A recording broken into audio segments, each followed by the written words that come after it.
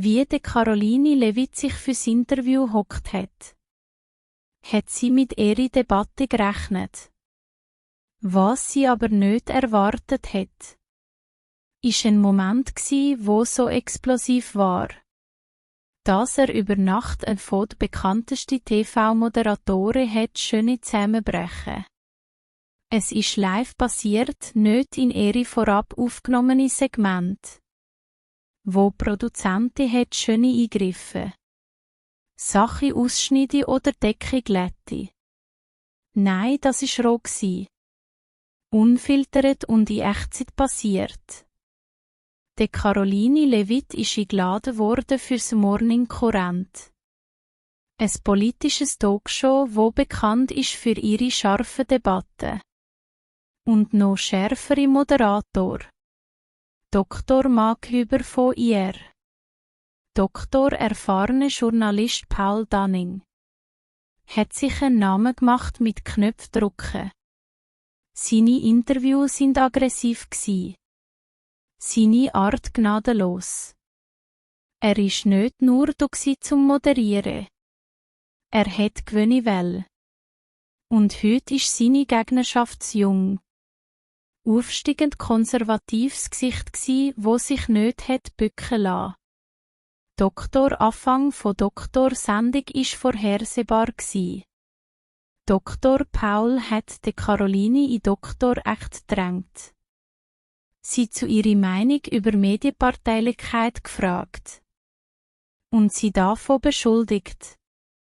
Das konservative Medien Desinformation verbreiten. Während Sender wie seinige nur mit Wahrheit richt. Sie hat mit Fakten kontert. Hat Beispiele erzählt, wo Mainstream-Medienschicht falsch dargestellt. Wichtige Details ausgelassen oder direkt die Öffentlichkeit in dir geleitet haben. Es ist intensiv gsi, aber professionell. Im Moment lang hat's wie eine übliche heisse Debatte ausgesehen. Aber dann ist etwas anders geworden. Dr. Paul hat sich nach vorne gelehnt. Seine Mimik ist härter geworden. Seine Stimme, bis jetzt kontrolliert, hat in scharfen Ton angegriffen. Er hat nicht mehr debattiert. Er hat attackiert. Leute wie sie hat er gesagt. Seine Stimme voller Frust sind der Grund, wieso die Nation zurückfällt. Ihr trötet die Lüge von Dr. Opferol. Tut so, als wär die Konservative zum Schweigen gebracht. Wo doch in Wahrheit irrt sind, wo alle andere zum Schweigen bringt. Studio ist stumm worden. Die Caroline hat glinzelt. Ihre Haltung immer noch ruhig. Aber ihre Blicke haben sich schärft. Sie hat schon viel aggressive Interview gehabt. Aber das ist anders gsi. Sie hat die Stille im Raum genutzt. Bevor sie geantwortet hat. Wie bitte? Dr. Paul hat nicht zurückgegeltet, im Gegenteil. Er hat's noch verstärkt. Ihr tut so, als wäre die Redefreiheit in Gefahr. Aber in Wahrheit wendet ihr Kontrolle. Ihre Leute. Er hat sich abgebrochen. Aber es ist schon zu spät gsi. Die Atmosphäre im Studio hat sich verändert. Die Produzenten, die bis jetzt nur geschaut haben sich Blicke zugeworfen. Die Crew ist verspannt gsi. Wartend, was als nächstes passiert. Und die Caroline? Sie hat nicht geschrien. Sie hat nicht unterbrochen. Sie hat's gar nicht müssen. Sie hat nur gesagt. Wenn sie erläutere, was sie mit ihren Leuten meinen? Die Spannung ist zum Greifen gsi. Dr. Paul hat eine Sekunde gezögert. Aber eine Sekunde ist genug gsi. Die Kamera ist immer noch am Laufen gsi. Und das Internet hat's geschaut.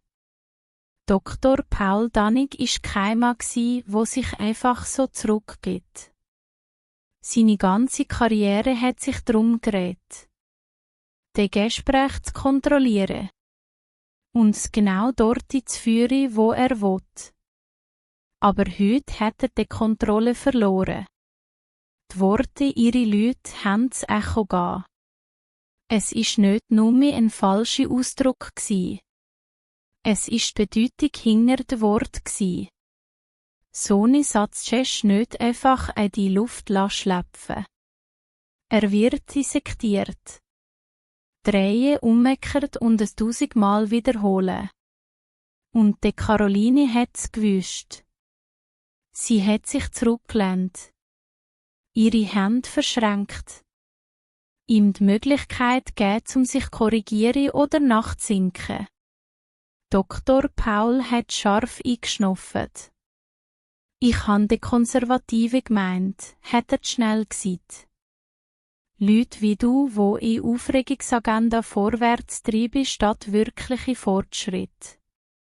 De Caroline hat klein den Schopf geneigt. Nur zum's klarstellen hat sie gesagt mit ruhigem Ton, wenn du deinere Leute gesagt hast, hast du nicht anders gemeint als die politische Ideologie. Die Paul hat die Lippen zusammengelenkt. Er ist lang genug im Geschäft gsi, Fallen zu erkennen, wenn er einen gegeben hat. Wenn er zurückgeschlagen hat er das Risiko gegeben, genau das zu bestätigen, was die Leute sowieso schon gedacht haben. Wenn er es als Fehler zu geben hat er schwach ausgesehen. Also hat er die Regel verändert. Ach komm schon, Caroline, spiel da nicht das Opfer. Er hat trocken gelacht. Genau das meine ich. Die künstliche Empörung, du weisst genau, was ich gemeint habe.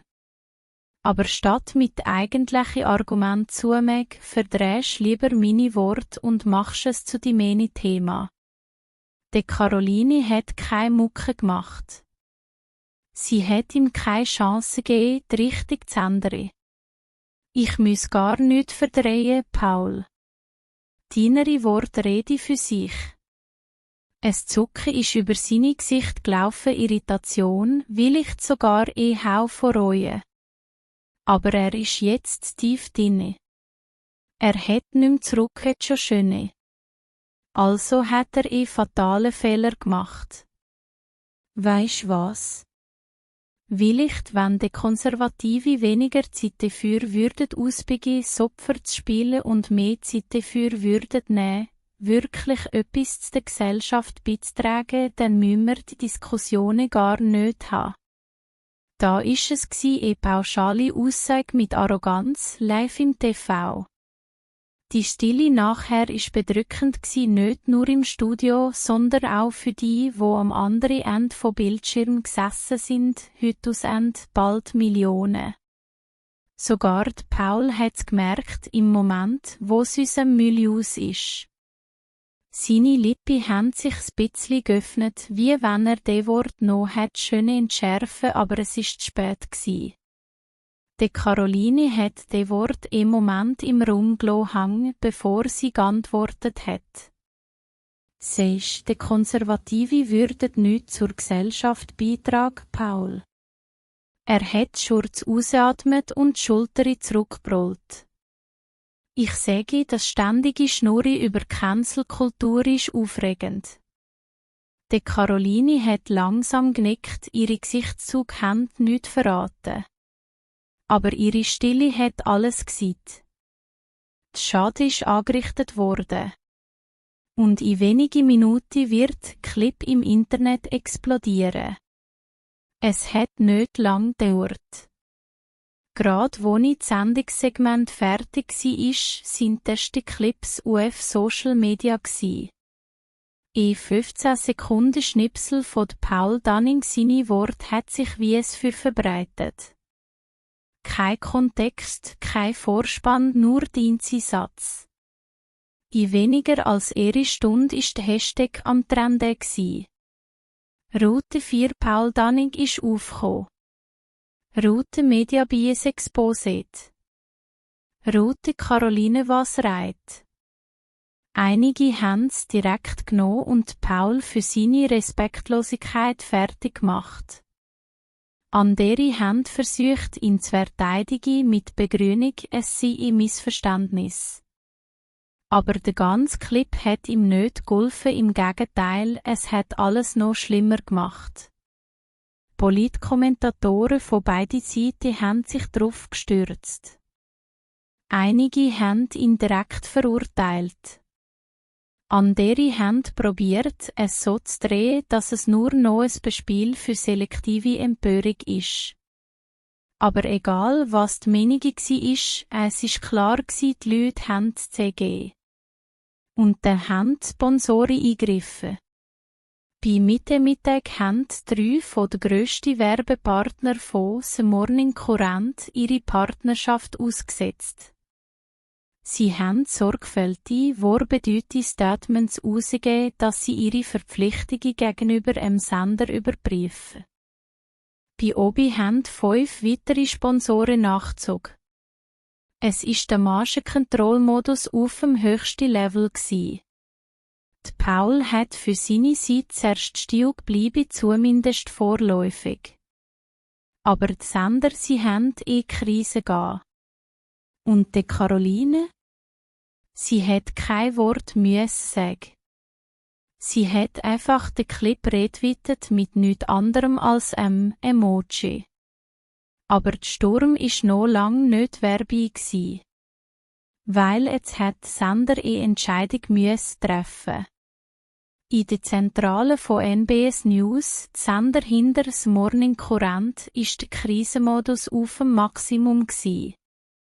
Die Empörung war nicht am Abklingen, sie hat sich verschärft. Die Zuschauer haben die E-Mail-Postfach vom Sender überflutet und Handlung gefordert. Die Werbepartner haben nicht nur mehr Sponsoring pausiert, sie haben komplett Abzug. Und es ist noch schlimmer geworden. Andere Sender haben sich in die Diskussion eingemischt und Paul Dunning seine Aussage als eine Fallstudie für die Arroganz der Mainstream-Medien genutzt. Am Morgen ist eine Notfallsitzung einberufen worden. Der Sender hat 2 Möglichkeiten gegeben. Die Paul verteidigen und noch mehr Shitstorm riskieren. Oder nicht Schaltstellen und die Reputation retten. Jahrelang ist Paul von den Star-Moderatoren bekannt für seine harte Interviewführung. Aber jetzt war er ein Risiko. Um 15 Uhr ist ein offizielles Statement rausgekommen. Paul Dunning wird auf unbestimmte Zeit suspendiert, während wir eine interne Überprüfung von der Sendung Foxter durchführen. NBS News bleibt verpflichtet zu respektvollem und fairem Journalismus. Übersetzt, wir warten, wie schlimm es noch wird, bevor wir nicht über Bord schmeissen. Aber das Internet hat keine Geduld für halbherzige Massnahmen. Suspendieren hat nicht gelangt. Die Leute haben seine Entlassung gewählt. Und die Caroline? Sie hat die Welle nicht angelegt, aber sie hat sie auch nicht aufgehalten. Am Obi ist sie in eine andere Talkshow eingeladen worden. Dort ist sie direkt gefragt worden. Findest du, dass Paul Dunning gekündigt werden sollte? Sie hat im Moment Pause gemacht und dann gesagt: Ich denke, Leute in einflussreichen Positionen sollten für ihre Worte zur Verantwortung gezogen werden. Sie war überlegt, strategisch und zerstörerisch. Weil am nächsten Morgen hat NBS News seine definitive Entscheidung getroffen. Um 9 Uhr und 15 Minuten hat der Sender bekannt gegeben. Paul Dunning ist mit sofortiger Wirkung nicht mehr mit NBS News verbunden. Wir danken ihm für seine langjährige Arbeit und wünschen ihm alles Gute für die Zukunft. Die Medienwelt ist explodiert. Eine hat gesagt, das ist Gerechtigkeit. Andere haben gesagt, es ist völlige Überreaktion. Aber es ist klar gsi. Paul Dunning ist fertig gsi. Und die Diskussion ist erst recht losgegangen. Paul Dunning ist gegangen, aber die Kontroverse ist lang nicht vorbei. Seine Entlassung hat das Land in zwei gespalten. Die eine Seite hat gesagt, es ist überfällige Abrechnung gsi. Eben weiss, dass Mediapersönlichkeiten nicht mehr schön die UF-Hälfte von der Bevölkerung reden und dann ohne Konsequenz de Woche. Für sie sind Paul seine Worte nicht nur beleidigend gsi, sie haben etwas aufdeckt. Ein Blick ins Grinde, wo das Mainstream-Medien jahrzehntelang definiert hat. Die andere Seite hat gesagt, das ist Cancel-Kultur in seiner schlimmsten Form. Emma verliert seine Stelle wegen im Satz. Einziger Fehler? Wo ist die Daten geblieben? Wo ist der Kontext? Rechtskonservative Kommentatoren haben voll aufgezogen. Die Schlagzeile UF-konservative Plattformen haben die Caroline Levitt als die Frau, die Paul Dunning zerstört hat, betitelt. Fox News, The Daily Wire und Newsmax haben ein Segment nach dem anderen gesendet, in die Entlassung von Paul analysiert haben. In der Zwischenzeit haben linksliberale Figuren probiert, sich von Paul zu distanzieren. Aber einige haben sich im Stillen unwohl gefühlt. Sogar die mit ihm nicht einverstanden sind, haben die Implikationen realisiert.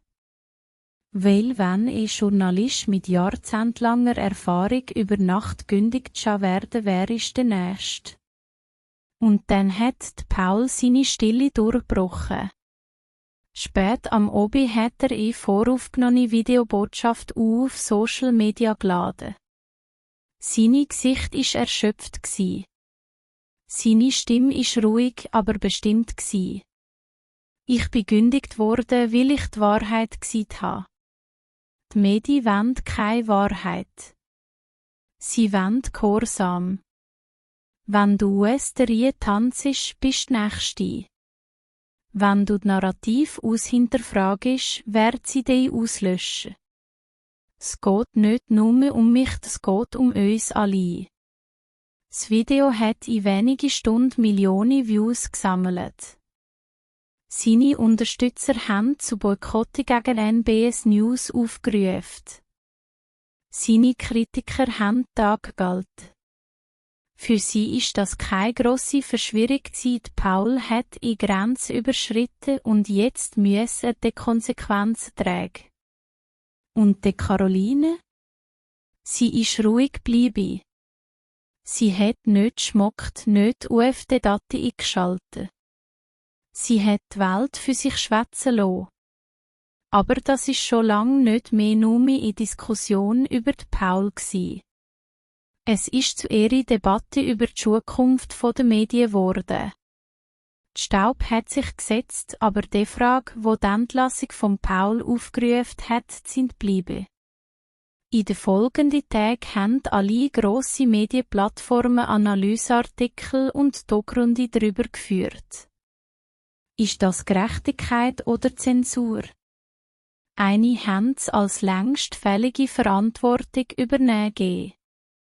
Ein Signal, dass Mediapersönlichkeiten nicht mehr unantastbar sind.